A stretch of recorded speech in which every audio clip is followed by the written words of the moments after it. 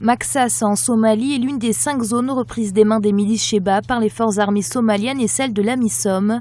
Nouvellement accessible, il s'agit aujourd'hui de déterminer les besoins humanitaires de la ville pour lui permettre une reconstruction et un retour à la normale rapide. Si vous regardez les causes de la famine en 2011, elles étaient 4. L'insécurité, les conflits, l'accès aux personnes et les prix alimentaires qui ont augmenté.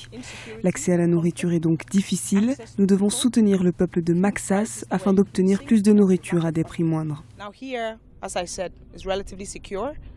Des équipes d'évaluation se sont donc rendues à Maxas à la rencontre des autorités locales.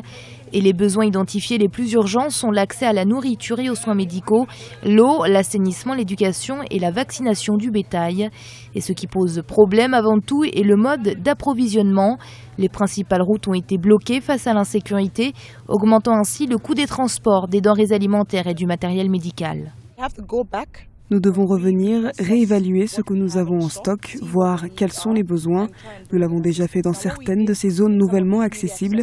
Nous avons fourni du matériel médical, comme des vaccins contre la poliomyélite, des fournitures qui ne sont pas trop lourdes et qui peuvent être transportées relativement facilement.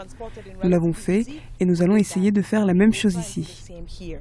Un appel au financement d'urgence a été lancé par les ONG. Pour l'instant, moins de 20% des 933 millions de dollars nécessaires pour répondre aux besoins humanitaires de la Somalie ont été reçus. À noter que les Shebab ont été chassés de Mogadiscio en août 2011. Leur influence dans la sous-région n'en est pas pour autant amoindrie. Ils ont en effet revendiqué l'attentat du 24 mai à Djibouti d'un restaurant fréquenté par les Occidentaux.